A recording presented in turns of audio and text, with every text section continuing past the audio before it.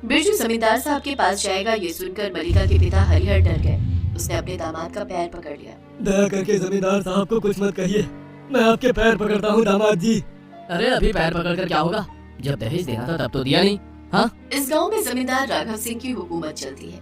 जमींदार साहब इस गांव के नियम कानून बनाते हैं और उनके हिसाब से दहेज न देना एक बहुत बड़ा गुनाह है। बिरजू जमींदार साहब के पास गया और शिकायत कर डाली। जमींदार साहब गुस्सा हो गए। क्या शादी के 1 साल बाद भी पूरा दहेज नहीं दिया बुढ़े ने? ये सख्त अपराध है। सिपाहियों, अभी जाओ और उस बूढ़े को गिरफ्तार करके ले आओ। जमींदार साहब के कहने पर सिपाही हरिहर को गिरफ्तार करके लाए और जमींदार साहब ने उसे जेल में बंद कर दिया। क्या रे बुढ़े, लड़की की शादी करवाया और दहेज नहीं दिया? हम गरीब किसान हैं जमींदार साहब, हमारे पास दहेज देने के लिए पैसा कहाँ से आएगा?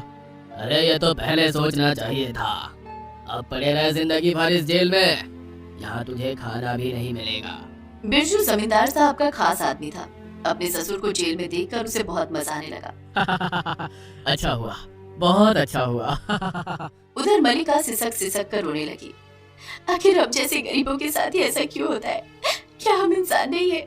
मलिका 9 महीने की गर्भवती थी और ऊपर से उसके पेट पर चोट भी लग गई थी, इसीलिए उसके पेट में तेज दर्द शुरू हो गया और बहुत दर्द सहने के बाद उसने अपनी बेटी को जन्म दिया। अगले दिन वो अपनी बेटी को लेकर जमींदार साहब के पास गई। जमींदार साहब, मुझे मेरे पिताजी से मिलने दीजिए, वो बूढ़े हो गए हैं। मेरे नियम के हिसाब से तू हफ्ते में एक बार 1 घंटे के लिए अपने पिता से मिल सकती है। मलिका अपने पिता से मिलने के लिए जेल के पास गई। जेल के दूसरी ओर हरिहर बैठकर रो रहा था। पिताजी, मैं आ गई हूँ। पिताजी, आपको चिंता करने की कोई जरूरत नहीं है। तू आ गई बेटी, लेकिन मैं ज्यादा दिन जिंदा नहीं रहूंगा। ये लोग मुझे खाना नहीं दे रहे हैं, बिरजू मुझे मारना चाहता है। नहीं पिताजी, आप चिंता मत कीजिए, मैं हूँ ना, मैं कुछ न कुछ तरकीब निकाल ही लूंगी। उधर बिरजू अलग ही प्लान बना रहा था। बुढ़े को खाना नहीं मिलेगा तो वो 1 महीने के अंदर मर जाएगा, फिर उसका घर, उसकी जमीन, सब कुछ मेरा हो जाएगा। और मैं सब कुछ बेच दूंगा। दहेज का पैसा मैं उसी से वसूल करूंगा। बिरजू के कहने पर ही हरिहर को खाना नहीं दिया जा रहा था। अपने पिता से बात करने के बाद मलिका बाहर आई। बाहर जमींदार साहब ने एक मंदिर बनाया था, उसमें वो देवी माँ की पूजा करते थे। उस मंदिर के सामने आकर मलिका रुक गई।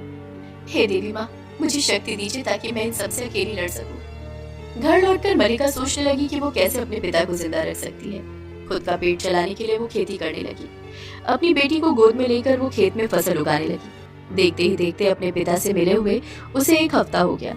वो फिर से अपने